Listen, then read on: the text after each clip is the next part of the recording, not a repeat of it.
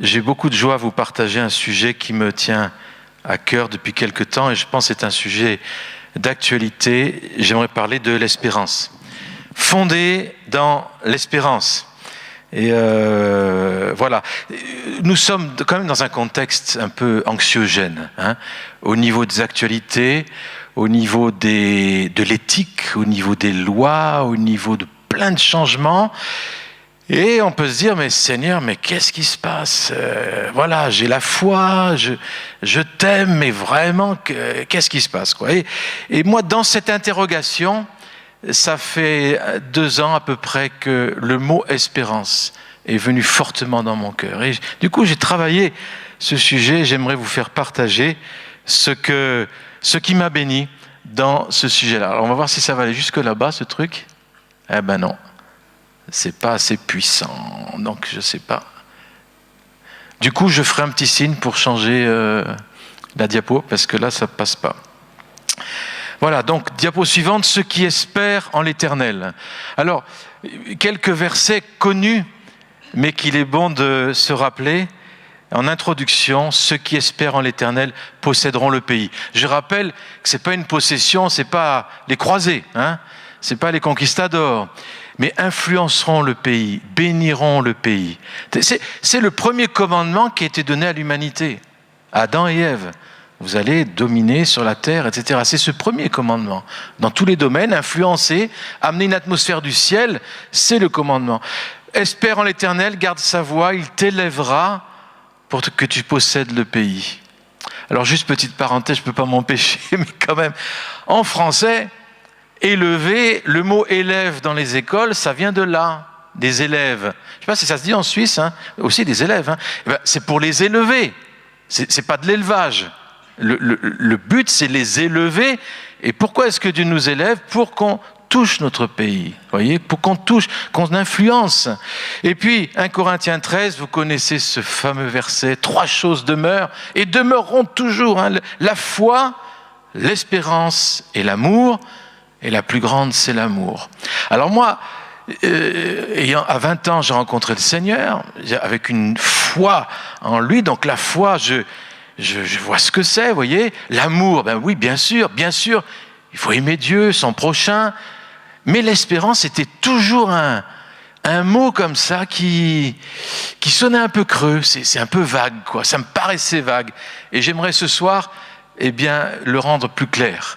Et parce que c'est tellement, tellement important. La Bible dit que c'est une encre, ancrée dans l'espérance. Donc on va continuer. Alors, quelle espérance? Quelle espérance? C'est ce qu'on veut voir maintenant.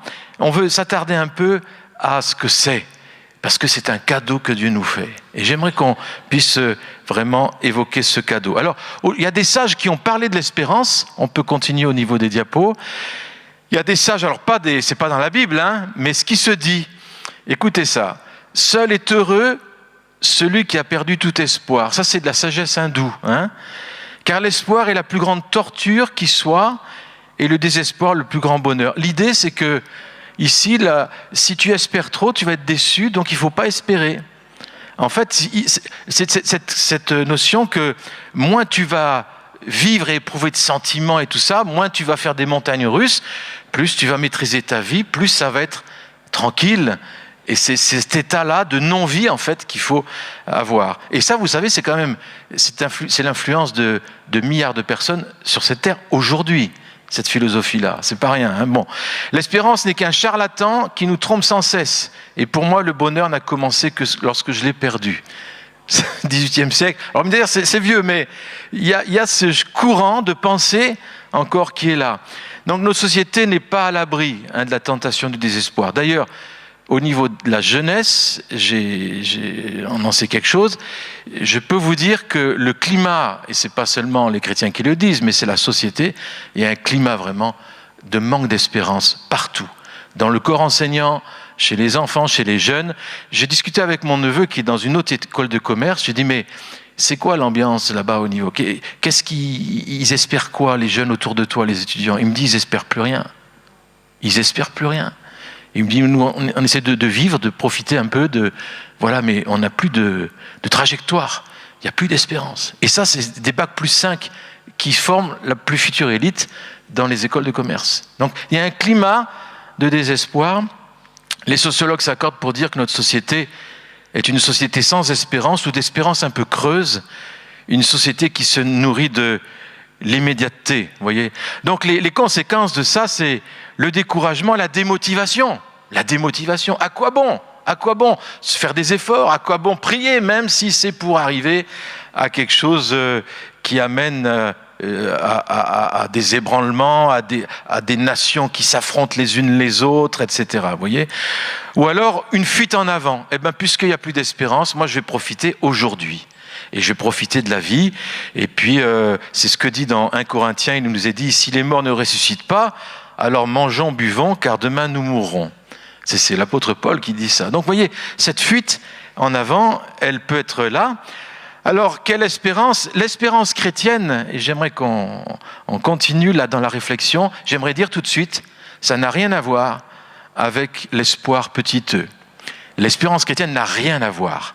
C'est pour ça qu'il y a de la confusion. Et l'espérance, Bernanos, je ne sais pas si vous connaissez, c'est un auteur chrétien, un romancier du début XXe siècle surtout, et qui a fait pas mal de romans sur la guerre 14-18, sur les guerres, c'est un chrétien qui affirme sa foi de façon parfois très, très artistique, très romanesque, et il dit ceci: l'espérance est une vertu héroïque. On croit qu'il est facile d'espérer, mais n'espèrent que ceux qui ont eu le courage, écoutez ça, de désespérer des illusions, des mensonges, où ils trouvaient une sécurité qu'ils prenaient faussement pour de l'espérance. Par exemple, je vais mettre mon espoir dans un homme politique, voyez, puis à un moment tu es déçu. Bing, ça fait une cassure. Tu mets toute ton espérance dans une relation. Et cette relation te déçoit. Vous voyez ?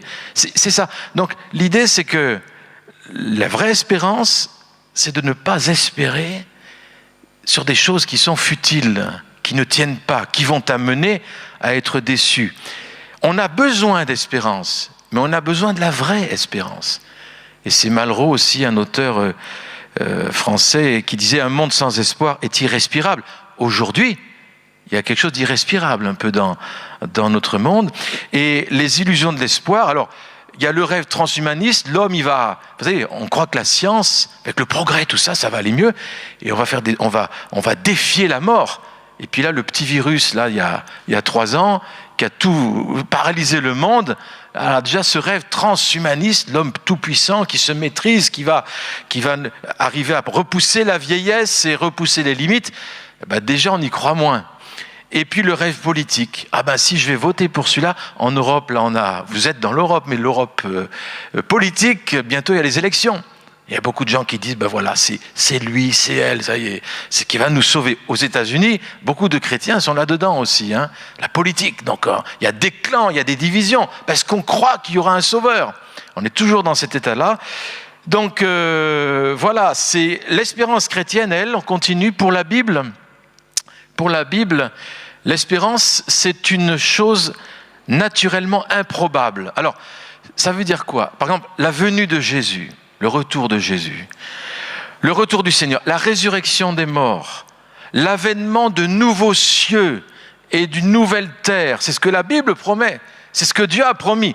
Ça paraît grand, naturellement improbable. On est dans du surnaturel là. Mais ça, c'est plus certain que tout le reste. Vous voyez, et donc l'espérance chrétienne, c'est ce qu'on appelle une vertu, alors excusez-moi le mot un peu savant, mais théologale. Ça veut dire quoi ? Ça veut dire c'est une vertu qui vient de Dieu. C'est-à-dire qu'on ne peut pas la fabriquer nous-mêmes. Vous voyez, on ne peut pas...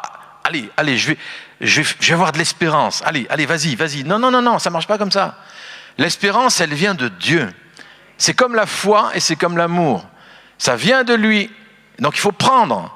Et ça, donc qu'est-ce que c'est cette espérance qui est à prendre ? Alors j'ai fait un petit tableau. Et vous allez voir, c'est étonnant parce que c'est très très différent de ce qu'on aurait pu penser.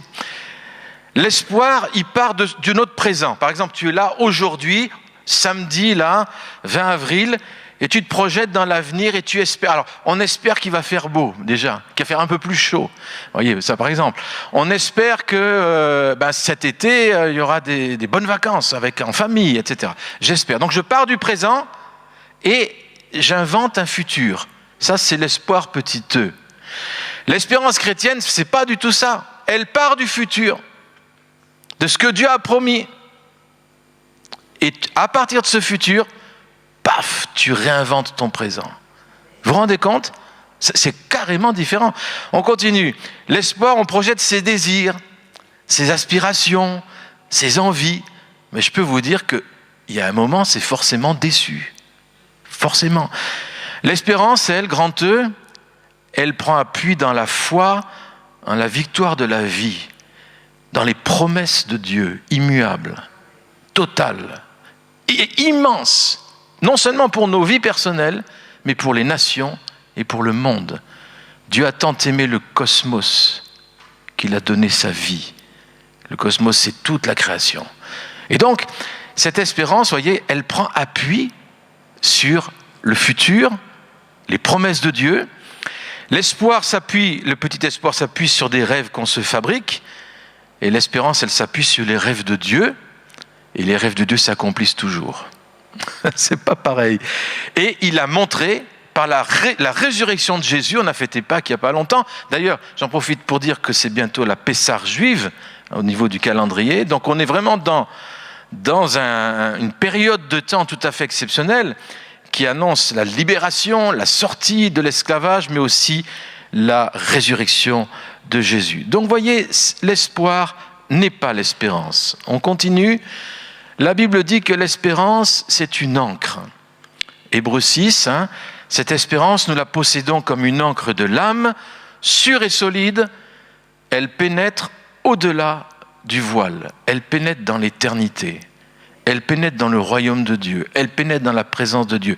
Et cette ancre de ma vie, de ta vie, de l'espérance, elle ne peut pas bouger parce qu'elle est déjà dans l'éternité, dans les choses éternelles, immuables de Dieu. Et donc ça, c'est un fondement solide. Donc celui qui espère, il jante l'ancre dans l'avenir, dans cette victoire de la vie sur toute forme de mort. Ça, c'est le message de l'Évangile. Il a vaincu la mort. Et donc, on prend cette vertu théologale-là, ces trois choses qui demeurent, la foi, l'espérance, l'amour. Eh bien, on prend l'espérance ce soir et on s'y attarde un peu. On continue.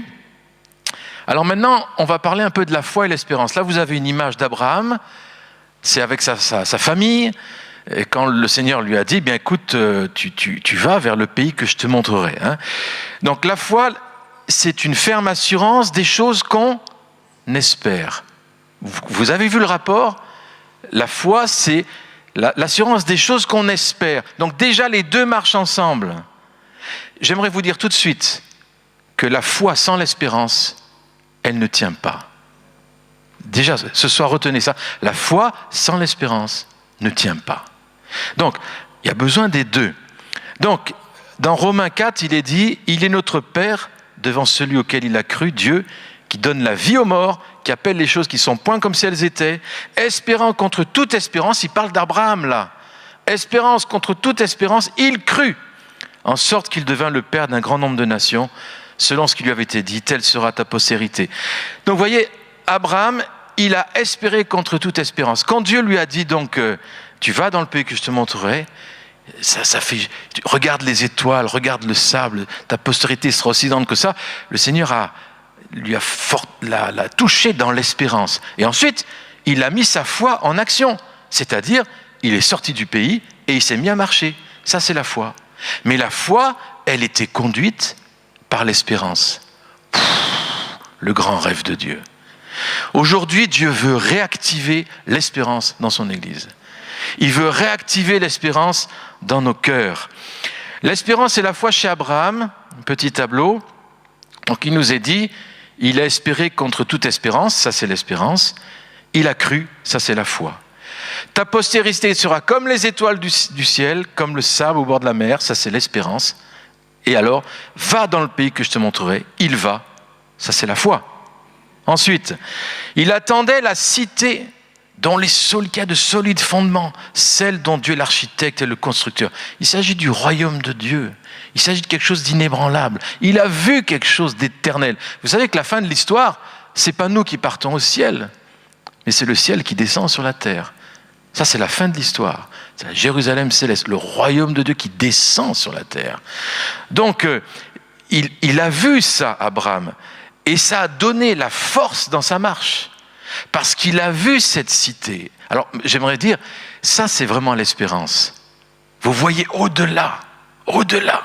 Mais ce que Dieu vraiment, cette nouvelle cité est plus réelle que toutes les cités que l'on voit, et que Genève. Elle est plus réelle. Genève, un jour, ça passera quelque part. Vous voyez, ces bancs-là, ils passeront. Mais la réalité de Dieu, les choses du royaume de Dieu ne passeront pas. Et donc, nous avons besoin de comprendre que lorsqu'il a dit, Dieu a dit à Abraham, offre ton fils en sacrifice, là, il a fallu de la foi. Mais la foi, elle était nourrie par l'espérance que Dieu avait fait une grande promesse et qu'il serait fidèle dans l'accomplissement de ses promesses. On continue pour voir espérance et foi, mais avec Jésus. Lorsque Jésus dit « Mes brebis ne périront jamais », ça c'est le futur, c'est l'espérance. Elles ne périront jamais. Voilà. La foi. Mes brebis écoutent ma voix, elles me suivent. Ça c'est la foi. Voyez ? Ensuite, alors je leur donne la vie éternelle. Maintenant. Donc je prends ça par la foi. C'est maintenant la vie, c'est pas demain, c'est maintenant. Donc ça, c'est la foi qui prend ça. Réjouissez-vous de ce que vos noms sont inscrits dans les cieux. Espérance. Réjouissez-vous pas de ce que les esprits vous sont soumis. Ça, c'est la foi qui a soumis l'ennemi, qui le soumet là où on marche. Aujourd'hui. Voilà. Je sais qu'il ressuscitera à la résurrection le dernier jour. C'est dans Jean 11, le dialogue avec Marthe et Marie. Puis alors vous avez ici Jésus qui dit, mais je suis la résurrection, la vie. Crois-tu cela maintenant? Ça c'est la foi. Donc dans les Écritures, on a vite brossé que l'espérance et la foi, ça marche vraiment ensemble. Il y a besoin des deux. Alors l'espérance et la foi dans la vie de Jésus, Hébreux 12, ça c'est absolument étonnant comme passage. Je ne sais pas si vous l'avez relevé, mais en vue de la joie qui lui était réservée à Jésus, il a souffert la croix, la séparation d'avec Dieu et méprisé la honte. Donc, la joie qui lui était réservée, espérance. Et cette espérance a nourri sa foi pour passer jusqu'au travers de la croix. Donc, il ne faut pas marcher avec la foi seule. Je sais, Église protestante, avec les piliers de la réforme, la grâce seule, la foi seule, les Écritures seules, mais et l'espérance alors? Vous voyez? Eh bien oui, c'est pour ça qu'on a un peu zappé, quoi. Mais Dieu dit, mais attention, il y a besoin de l'espérance. D'où pouvait venir cette joie de Jésus, de l'espérance, en vue de la joie qui lui était réservée? L'espérance a fortifié sa foi. Et donc pour aller au bout de nos missions, que Dieu nous confie, à chacun de nous, il y a une mission, il y a des missions que Dieu nous confie. Eh bien, il y a besoin de l'espérance et il y a besoin de la foi aussi. Donc, je serai avec vous, dit Jésus, tous les jours jusqu'à la fin du monde. Regardez ça. Donc, tous les jours, eh ben, il nous donne ce qu'il nous faut pour la foi tous les jours. Mais jusqu'à la fin du monde. Espérance. Jusqu'à la fin du monde. Donc voilà, les deux s'articulent. Vous voyez, la foi, l'espérance, c'est donc pas l'espoir, petit e. Et l'espérance, elle nourrit, elle donne un sens à notre vie, elle affermit notre foi. J'aimerais dire que l'espérance a des effets dans notre vie de tous les jours. Et alors bien sûr, on a vu que l'espérance, ça a des liens avec l'avenir, avec les promesses de Dieu, avec la grande image. Mais ça affecte mon présent, ça éclaire mon chemin. Acte 23, Paul, il dit ceci. Alors ce verset, c'est très clair. C'est à cause de l'espérance et de la résurrection des morts que je suis mis en jugement. Donc, l'espérance, elle n'était pas appréciée par tout le monde, son espérance. Et donc il a passé par des difficultés à cause de son espérance, pour la résurrection des morts.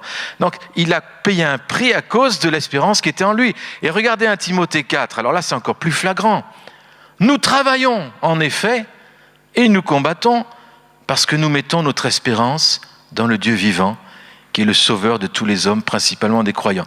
Alors on aurait pu dire, bon, nous mettons notre espérance en Dieu. Eh bien voilà, les chrétiens, ils mettent leur espérance dans les choses un peu invisibles, et du coup, ils font plus rien sur la terre, quoi. C'est terminé. Mais ça, c'est pas la Bible qui nous dit ça. Hein. Dans Timothée, il nous dit, c'est parce que j'ai une espérance, justement, que je travaille. En fait, le manque de motivation et d'engagement vient d'un manque d'espérance. Fondamentalement. Un manque d'espérance. Donc Dieu veut raviver ton espérance ce soir. Il veut raviver ton espérance. Et il y a des choses qui vont bouger parce que tu es saisi par l'espérance. Donc on est dans un contexte actuel avec des petites perspectives. Parfois, les plus grandes perspectives, quand vous discutez avec des gens, c'est avoir une belle maison, un bon travail, tout ça. Mais la perspective éternelle, il n'y a pas grand-chose, quoi. Et même perspective dans 20 ans, il y a très peu. C'est pauvre. Et donc, du coup, l'action est pauvre. Il n'y a pas d'action de transformation. Pour qu'on touche notre monde, il y a besoin d'une espérance qui n'est pas de ce monde, qui vient de Dieu. Donc, l'espérance, Jérémie 29. Vous vous rappelez, on l'a chanté ce chant, je pense que vous le connaissez bien. Je connais les projets, c'est Dieu qui parle à son peuple, que j'ai formés sur vous, dit l'Éternel, projet de paix, non de malheur, afin de vous donner un avenir et de l'espérance. Vous m'invoquerez et vous partirez, vous me prierez, vous m'exaucerez. Vous me chercherez et vous me trouverez si vous me cherchez de tout votre cœur. Alors ça, souvent, on connaît ce verset. Je ne sais pas si vous réalisez le contexte de ce verset. Ce verset a été donné à Jérémie alors que le peuple était en captivité à Babylone. Captif, loin de Jérusalem. Ça semblait foutu. Depuis longtemps, ils étaient captifs. Est-ce qu'un jour, on va revenir ? Et Dieu qui dit, moi je vous donne de l'espérance. Et la parole prophétique qui continue, c'est dans 70 ans. Mettez-vous à la place des gens qui écoutent. Dans 70 ans, il y en a beaucoup qui ne seraient plus là. D'accord ? Si aujourd'hui, Dieu vous dit, dans 70 ans, je vais faire un truc extraordinaire en Suisse, tu commences à calculer, mince, je ne serai plus là. Du coup, ça va faire quoi, ça ? Eh bien, dans ce peuple, Dieu dit, il a libéré, je vous donne de l'espérance et de la paix, et ça a donné de la foi. Ça a stimulé de la foi, et ça a fait que ce peuple, en captivité, a commencé à se fortifier dans la foi, à ne pas s'intégrer à la culture environnante et à commencer à impacter cette culture environnante. C'était le temps d'ailleurs, j'en profite pour le dire, ce peuple d'Israël était à Babylone et puis les parents étaient inquiets pour leurs enfants. Ils se disent, mais cette culture, c'est quand même une culture loin de tout ce qu'on connaît. Et c'est là que sont nées les synagogues. Des lieux où l'on est formé les adultes et les enfants dans une culture complètement différente de la culture environnante. Et c'est de ces écoles-là que sont sortis des gens comme Daniel, instruits, sages, dans ces synagogues, pour transformer le pays. Donc, mais pour ça, il a fallu que ce peuple soit motivé par une espérance. Et que dire de la prière millénaire, chantée à chaque... Donc, lundi soir, les Juifs ont leur premier seder, repas de Pâques. Et ils vont chanter ça. Alors vous allez me dire, ils chantent l'an prochain à Jérusalem, mais ils y sont déjà. Mais dites donc, pendant 2000 ans, ils ont chanté ça, sans lettres. Imaginez, ça c'est l'espérance. Et l'espérance, ça aboutit, parce que Dieu est fidèle. Donc l'espérance, l'an prochain à Jérusalem, chaque année redite, chaque année, pendant 2000 ans, vous vous rendez compte ? Et puis le jour, ça arrive. Ça, c'est quelque chose. Donc l'espérance, vous savez, c'est pas un truc pour un monde de bisounours où on s'échappe du monde qui est cruel et on va inventer des histoires pour les petits-enfants. C'est pas ça l'espérance chrétienne. C'est la réalité de Dieu qui veut descendre et qui dit ça descendra. Crois-le. Et quand tu le crois, eh bien, il y a quelque chose qui influence et qui transforme en toi et autour de toi. Et puis, l'espérance biblique, j'aimerais la mettre en rapport avec la notion de résurrection et de royaume de Dieu. Et quelques points que j'aimerais vous partager. C'est une image du tombeau vide qui donne, tout d'un coup, c'est pris de l'intérieur du tombeau avec une perspective. Le tombeau est vide, eh bien, l'espérance, c'est quoi? C'est quand la pierre qui bouchait l'horizon, eh bien, elle est ôtée. Je sais pas, est-ce qu'il y a des pierres qui bouchent ton horizon ce soir? Réfléchis un peu. Est-ce qu'il y a des pierres qui bouchent mon horizon, qui fait que j'ai abandonné de voir plus loin. C'est le jour. Dieu veut ôter la pierre qui bouche ton horizon. Et ça, il veut raviver l'espérance. La résurrection de Jésus, c'est la source de notre espérance. Il a vaincu la mort. Il y a quelque chose de nouveau, d'éternel qui est rentré dans le monde, qui n'en est plus sorti. Et c'est cette petite pierre qui va envahir ce monde. C'est ça l'espérance. Donc la résurrection est la base et la source de notre espérance. La résurrection, ça ne signifie pas échapper au monde. Les gens qui disent, tiens, moi aussi j'aimerais ressusciter un jour, tu vois, et puis pouf, tac, je vais partir. Mais non, la résurrection, c'est pas vouloir échapper au monde, mais c'est recevoir une mission, justement, pour ce monde, sur la base d'un Seigneur qui est Seigneur sur toute la terre. Et la mission que tu reçois, quant à la vision d'un Seigneur qui est le Seigneur de la terre et du ciel, c'est pas la même mission que si tu ne crois pas en cette Seigneurie de Dieu sur toute chose. Donc il y a besoin de retrouver cette image de la résurrection. C'est un monde nouveau qui est venu au travers du nouveau corps ressuscité de Jésus, de son Église. C'est quelque chose de nouveau, d'éternel, qui a impacté, qui est rentré dans l'histoire. Et ça, c'est pas fini, hein. C'est pas fini. Et donc, vous voyez, le monde, c'est un monde, ce monde nouveau, c'est un gage que ce que Dieu a dit, il l'accomplit. Il l'accomplit et il l'accomplira. Vous voyez? Alors, vous savez, aller au ciel, pour nous chrétiens, est-ce que vous savez que ça n'accomplit pas la volonté de Dieu? Aller au ciel n'accomplit pas la volonté de Dieu. Vous allez me dire, mais c'est déjà bien. Oui, non, mais on est d'accord. Mais la volonté de Dieu, c'est pas que seulement que tu ailles au ciel, bien sûr. Hein. C'est que tu exerces ta mission sur la terre. Et tu exerces le mandat culturel de dominer la terre, comme il a donné à Adam et Ève. Donc la mission sur la terre. La religion, elle prépare les hommes à quitter la terre. Mais le royaume de Dieu, il prépare les hommes à envahir la terre, à l'aimer, à l'influencer, à être sel, à être lumière. On est aux antipodes. Alors, est-ce que tu es religieux ou est-ce que tu es un disciple du royaume de Dieu? Et ce soir, le disciple du royaume de Dieu, il a besoin d'être ravivé dans l'espérance. La dimension cosmique de l'espérance. Le mot espérance, il revient dans l'Épître aux Romains, au chapitre 8. Écoutez ça. La création du monde aussi attend-elle avec un ardent désir la révélation des fils de Dieu. Car la création était soumise à la vanité, non de son gré, mais à cause de celui qui l'y a soumise, avec l'espérance. Vous vous rendez compte? Même la création espère. L'espérance. Qu'elle aussi sera affranchie de la servitude de la corruption pour avoir part à la liberté de la gloire des enfants de Dieu. Or, nous savons que jusqu'à ce jour, la création tout entière soupire et souffre les douleurs de l'enfantement. Aujourd'hui, tout ce que nous voyons, au niveau des guerres, des bruits de guerre, etc., la Bible dit, Jésus dit lui-même, c'est les douleurs de l'enfantement. Mais les douleurs de l'enfantement, c'est pas, on se réjouit pas de l'enfantement, bien sûr, mais on se réjouit de l'enfant qui vient. Et Dieu dit, il y a un enfantement d'un monde nouveau. Et ça se fait dans des contractions. Et c'est ça l'histoire de Dieu. Et je pense qu'on est dans une phase de contraction de l'histoire parce que quelque chose de nouveau vient, qui vient du ciel et qui vient des promesses de Dieu qu'il a toujours voulu.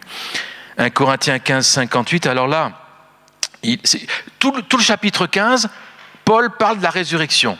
Les corps ressuscités, etc. Et il y va, verset après. Et puis tout d'un coup, il dit ceci, il conclut. Ainsi, mes frères bien-aimés, soyez fermes, inébranlables, travaillant de mieux en mieux à l'œuvre du Seigneur, sachant que votre travail ne sera pas vain dans le Seigneur. Donc, il parle de la résurrection sans arrêt. Relisez le chapitre chez vous, vous allez voir. Mais c'est pas pour qu'on prenne une fusée et qu'on parte au ciel. Mais non. Il dit, justement, parce que tu as cette vision de la résurrection, tu vas travailler et tu vas amener cette vie de résurrection là où tu es. Donc, c'est ce qu'a poursuivi Jésus. Alors, j'aimerais vous citer un petit texte à côté d'un tableau que j'aime beaucoup de Van Gogh. Je ne sais pas si vous connaissez ce tableau. Il y a 3 ans, je l'ai mis dans mon salon parce que moi, ça me parle. Il y a la moisson et puis vous avez un couple qui dort. Il dort, il se repose. Pour moi, ça me parle de la confiance en Dieu dans des temps de moisson. Ça ne veut pas dire qu'ils ont travaillé avant, ils travailleront après, mais ils se reposent. Et maintenant, j'aimerais vous citer cet homme, N.T. Wright, qui dit ceci. Il parle de cette espérance et il parle de l'impact que ça a dans notre vie. Et voilà ce qu'il dit. Ce que vous faites dans le présent, par la peinture, la prédication, le chant, la couture, la prière, l'enseignement, la construction d'hôpitaux, l'installation de puits, l'engagement en faveur de la justice, la composition de poèmes, le soin des nécessiteux, l'amour du prochain, comme soi-même, toutes ces choses se poursuivront dans l'avenir de Dieu. Ce ne sont pas simplement des moyens de rendre la vie présente moins pénible, un peu plus supportable, jusqu'au jour où nous pourrons quitter ce monde pour nous laisser nos peines derrière nous. De tels actes font partie de ce que nous pouvons appeler la construction du royaume de Dieu. La Bible dit que ce que tu construis avec de l'or, avec de l'argent, avec des pierres précieuses, ne sera jamais détruit. Ça veut dire que tout ce que tu fais aujourd'hui, inspiré par l'amour, inspiré par l'esprit, ne s'arrêtera jamais. Jamais. Parce que c'est de l'or. Et quand le feu vient, pour purifier, ça passe au travers. Aujourd'hui, une communauté comme la vôtre, des vies comme les nôtres, nous sommes des avant-postes du royaume de Dieu, des déclarations de ce qui va venir pleinement. Donc, c'est une mission importante. Aussi futile soit-elle, semble-t-il, la couture, la prière, composition de poèmes, mais quand tu le fais, inspiré par le Seigneur, ça traversera l'éternité. Tu te rends compte ? La marque, elle est éternelle. La marque est éternelle. Alors, ça donne du sens à ce que tu fais. Une nouvelle vision du monde, on en a besoin, on continue. L'espérance provient de la compréhension soudaine qu'une vision du monde nouvelle est possible. C'était les prophètes, tous les prophètes en Israël. Regardez, Ésaïe 11, 9. La terre sera remplie de la connaissance de l'Éternel, comme le fond de la mer par les eaux qui la couvrent. Il a vu quelque chose, il a vu l'avenir de Dieu. Et donc ça nourrit sa foi à Ésaïe. Et ça fait qu'il a impacté sa culture, son peuple, son temps, parce qu'il a eu une espérance. Cette espérance, c'est ça, entre autres. On continue, Ésaïe 65. Car je vais créer de nouveaux cieux et une nouvelle terre. Réjouissez-vous plutôt et soyez toujours dans l'allégresse à cause de ce que je vais créer. Donc ici, la joie, c'est pas, tiens, j'ai vécu un bon truc aujourd'hui, je suis dans la joie. Non, Dieu dit, est-ce que tu te réjouis de ce que je vais faire ? Alors cette joie-là, elle ne dépend pas des circonstances du temps présent, hein. Elle dépend simplement de la promesse de Dieu. Il a dit, je vais faire des nouveaux cieux, je vais faire une nouvelle terre, réjouis-toi, maintenant. Ouh, ça c'est l'espérance chrétienne, vous voyez, ça ne peut pas bouger. On continue, Ésaïe 66, le ciel est mon trône, la terre mon marchepied, c'est Dieu qui parle. Au psaume 115, les cieux sont les cieux de l'Éternel, mais il a donné la terre au Fils de l'homme. Donc, il a donné la terre à nous tous, il a donné cette terre. Et pour qu'on en prenne soin. Et pour qu'on soit des agents de réconciliation, de transformation, de rédemption. Ça commence dans notre cœur. Alors, voyez, la semaine dernière, nous avons accueilli un juif messianique d'une communauté messianique d'Israël. Et puis nous lui avons demandé comment vous vivez depuis le 7 octobre au niveau des... Il m'a dit, mais le lendemain du 7 octobre, je me suis mis devant Dieu, j'ai dit, mais Seigneur, qu'est-ce qui se passe? Qu'est-ce qui s'est passé? Qu'est-ce qui se passe? Qu'est-ce que je vais dire à ma communauté? C'est quoi? Est-ce qu'il y a un sens? Et il a crié, il a cherché Dieu, il s'est mis 3 jours à part. Et il reçoit le livre d'Habakkuk. 3 chapitres. Et Habakkuk, il commence comme ça, il se lamente, il commence à dire « Jusqu'à quand, Éternel? J'ai crié, tu n'écoutes pas. J'ai crié vers toi à la violence. » Violence en hébreu, c'est Hamas, dans le texte. Voilà. « Et tu ne secours pas. Pourquoi m'as fait-tu voir l'iniquité? Contemple plus l'injustice. Pourquoi l'oppression et la violence, Hamas, sont-elles toujours devant moi? Il y a des querelles en Israël, des querelles, des divisions. Et aussi, la loi n'a pas de vie, la justice n'a pas de force, le méchant triomphe du juste. Et l'on rend des jugements uniques. Les lois éthiques qu'on a en France actuellement, etc. Je veux dire, il y a de quoi se poser des questions. Donc Habakkuk, il est comme ça, il dit, mais qu'est-ce qui se passe, Seigneur? Chapitre 2, j'étais à mon poste. Alors déjà, il est à son poste. C'est un homme qui prie, il est sur les murailles, il fait attention. Il prie, il est en connexion avec Dieu. Et là, il reçoit une prophétie. Et Dieu dit, tu vas la retenir. Si elle tarde, écris-la et attends-la. Et tout d'un coup, qu'est-ce qu'il voit? Le juste vivra par la foi. Révélation qui va être reprise dans les Écritures plusieurs fois dans le Nouveau Testament. Alors ça il commence à... Il y a quelque chose qui se passe là. Et puis, écoutez ce qu'il reçoit. La terre sera remplie de la connaissance de la gloire de l'Éternel, comme le fond de la mer par les eaux qui la couvrent. Et ça, au moment où il se plaignait de l'injustice qui règne de partout, de la violence qui a l'air de triompher, des méchants qui ne sont pas punis, qui ont l'air d'avoir tout le... Et là, dans ce contexte-là, Dieu lui dit, la terre sera remplie de la gloire de l'Éternel. Qu'est-ce qui s'est produit dans son cœur? De l'espérance. L'espérance a été activée fortement. Et on voit à Habakkuk 3, sa majesté couvre les cieux, sa gloire remplit la terre. C'est comme l'éclat de la lumière, des rayons partent de sa main, là réside sa force. Tu sors pour délivrer ton peuple, pour délivrer ton oint. Tu brises le faîte de la maison du méchant. Et il termine tous ces 3 chapitres par cette phrase. Toutefois, je veux me réjouir en l'Éternel. C'est un truc de fou ça. L'Éternel, le Seigneur est ma force. Tu rends mes pieds semblables à ceux des biches. Tu me fais monter sur les lieux élevés. Voilà. Dieu a ravivé l'espérance. L'espérance, c'est marcher dans les lieux élevés. C'est arrêter de voir d'en bas et commencer à voir d'en haut. Et Habakkuk, il a vécu ça. Et ce frère, cette communauté messianique, a dit ça va relever toute la communauté. Et dernièrement, ils sont allés, il y a 2 semaines, c'est un frère qui compose des chants. D'ailleurs, Habakkuk, regardez la fin, au chef des chantres avec instrument à cordes. Donc, c'était un compositeur de chants. Donc, les prophéties qu'on a, il les chantait. Donc, ce pasteur dont je vous parle, il compose des chants. Il a composé un chant sur Ésaïe 61, l'Esprit du Seigneur est sur nous, et avec toute la communauté. Ils sont allés sur les villes frontières avec Gaza, là où il y a eu des massacres, le spectacle, les jeunes, là, tout ça. Ils ont chanté, ils ont prié, avec des passants qui passaient là. Et l'espérance est revenue. Vraiment, ça c'est ce qui se passe aujourd'hui. Et j'ai vu un peuple d'espérance. C'est vraiment...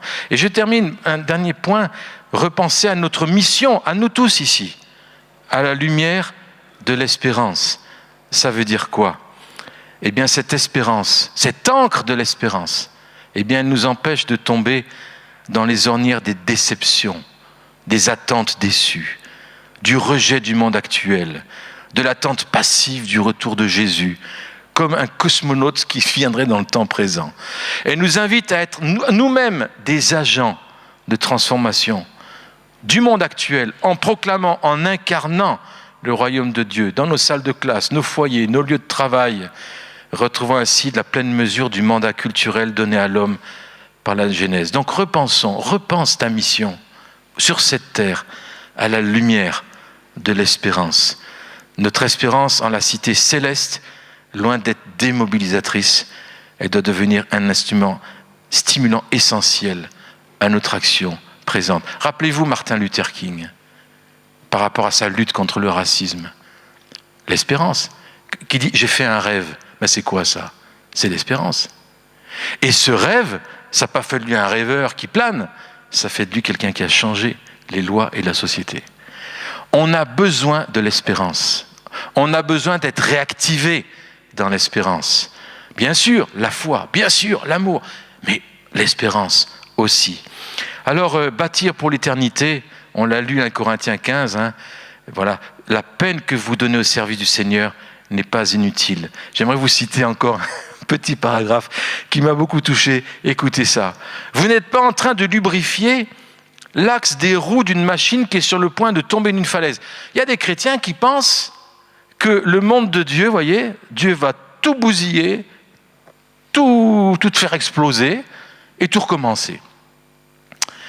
D'ailleurs, c'est une mauvaise exégèse, mais toi, quand tu es né de nouveau, quand tu marches dans la ville ou que tu es dans la famille, les gens, ils t'ont reconnu quand même.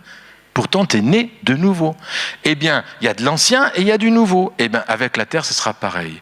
Il va, c'est le mot, renouveler toute chose, restaurer toute chose, réconcilier toute chose avec lui. Il aime sa création. Il n'aurait pas confié aux hommes la terre si c'était pour la détruire. À quoi ça sert alors? Non, il est confié aux hommes la terre pour être des agents de bénédiction et des avant-postes de ce que Dieu va faire dans l'éternité. Donc vous n'êtes pas en train de lubrifier l'axe des roues d'une machine qui est sur le point de tomber d'une falaise. Vous ne restaurez pas une grande œuvre d'art qui sera bientôt jetée au feu. Vous ne plantez pas des rosiers dans un jardin qui sera prochainement terrassé pour en faire un chantier de construction. Bien que vous ayez du mal à le comprendre et presque autant de mal à le croire qu'à accepter la résurrection elle-même, vous êtes en train de réaliser un travail qui fera un jour partie du monde nouveau de Dieu. Rien que vous rassembler là, en communauté, ça fait partie du monde nouveau de Dieu, déjà. Vous vous rendez compte? Il y a des choses qu'on fait qui nous paraissent petites, pas si... Oui, mais attention, c'est des choses éternelles, qui continueront. Parce que la communion fraternelle, elle continuera tout le temps. Chaque acte d'amour, on continue, c'est une longue citation, de reconnaissance, de bienveillance, chaque œuvre d'art ou de musique inspirée par l'amour de Dieu et par votre appréciation à la beauté de la création, chaque minute passée à apprendre à un enfant handicapé à marcher ou à lire, chaque geste de soin et d'entretien, de réconfort ou de soutien au bénéfice d'un autre être humain ou même au bénéfice des créatures autres qu'humaines que nous côtoyons. Et bien sûr, chaque prière, chaque enseignement, chaque intervention cultuelle menée sous la direction de l'Esprit, toute démarche qui répand la bonne nouvelle de l'Évangile, qui consolide l'Église, qui embrasse et incarne la sainteté plutôt que la corruption, fait honneur au nom de Jésus dans ce monde. Tout cela sera transféré par la puissance divine de la résurrection dans la nouvelle création réalisée par Dieu. Voilà la logique de la mission de Dieu, la recréation. C'est pour ça que les enfants, ils aiment tellement les récréations, parce que ça annonce la recréation. Bon, c'est une blague, hein. La recréation par Dieu de son monde merveilleux, qui a débuté par la résurrection de Jésus et continue mystérieusement par la vie de son peuple vécu dans le Christ ressuscité, dans la puissance de son esprit, signifie que ce que nous faisons en Christ et par l'esprit dans le temps présent n'est pas perdu. Tout cela se retrouvera dans un monde nouveau de Dieu et sera même valorisé. Ça, c'est... Il y a le message biblique, le message des prophètes. Tout nous parle de cette restitution, de cette restauration. Donc, considérons notre mission en tant qu'Église. Pourquoi t'as battu mon âme et gémis-tu au-dedans de moi? Espère en Dieu, car je te louerai encore. Il est mon salut et mon Dieu. Psaume 119, je devance l'aurore et je crie, j'espère en tes promesses. Psaume 37, ceux qui espèrent en l'Éternel posséderont le pays. Ensuite, Romains 15, on l'a lu, que le Dieu d'espérance vous remplisse de toute joie, de toute paix, dans la foi, pour que vous abondiez en espérance. Vous abondiez en espérance. Voyez, par la puissance du Saint-Esprit. Et je termine par Éphésiens 2. Ça, cette prière de Paul. Et moi, je vous invite à aussi la prier pour vous. Moi, je la prie pour moi souvent. Éphésiens 2, qu'il illumine les yeux de votre cœur pour que vous sachiez quoi? Quelle est l'espérance qui s'attache à son appel. Donc, il y a besoin que Dieu, Seigneur, tu viennes raviver cette espérance. Quelle est la richesse de sa gloire, de son héritage qu'il réserve aux saints? Quelle est envers nous qui croyons l'infinie grandeur de sa puissance, se manifestant avec efficacité par la vertu de sa force. Et Colossiens 1, je termine, Christ en vous, l'espérance de la gloire. Voyez cette espérance, combien c'est important. Et ça n'a rien à voir avec l'espoir, petit E, ou la petite espérance. Non, c'est l'espérance avec un grand E, l'espérance chrétienne. On part des promesses de Dieu et on regarde notre présent au travers des promesses. On veut simplement prier un moment. Et vraiment, je vous invite dans ce temps devant Dieu, à peut-être, je vais prier, on va voir ce qui va se passer, mais à être vrai avec le Seigneur par rapport à cela. Seigneur, merci pour déjà ta parole. Et merci pour ces trois choses, l'espérance, la foi, l'amour. Même si l'amour est la plus importante, la foi et l'espérance, c'est drôlement important aussi. Et Seigneur, ce soir, on te demande pardon simplement pour avoir mis nos espoirs dans des choses qui ne durent pas. Pardon aussi, chaque fois qu'on est déçu, c'est bien la preuve que on n'a pas mis notre espérance là où il fallait. Seigneur, pardon pour les pertes d'espérance, d'horizon, de grands horizons. Et Seigneur, on vient devant toi ce soir, et tu es le Dieu de l'espérance. Viens raviver, comme tu l'as fait pour Habacuc, comme tu l'as fait pour Jérémie. Viens raviver l'espérance qui s'attache à notre appel de communauté et à notre appel individuel et de famille et de nation aussi. Seigneur, nous prenons par la foi l'espérance que tu nous donnes, parce que le ciel est ouvert et tu as ouvert ce ciel pour nous donner tout ce qui est à toi. Et cette espérance qui a caractérisé ta vie, Seigneur Jésus, eh bien merci, nous la prenons maintenant pour nous. On en a besoin. Viens élargir nos horizons. Viens faire sauter tout ce qui est pierre, qui empêche, qui coince le tombeau. Et Seigneur, que ces pierres roulent maintenant et que nous voyons des grands horizons. Que l'espérance soit renouvelée dans nos vies, à chacun, pour éclairer notre mission. Merci Jésus, que ta bénédiction soit sur cette communauté, Seigneur, sur Anne, sur Laurent, sur chacun ici. Ravive l'espérance, Seigneur. Alléluia. Et que leurs actions puissent être faites éclairer par cette espérance et nourries par la foi en toi. Au nom de Jésus. Amen. Amen.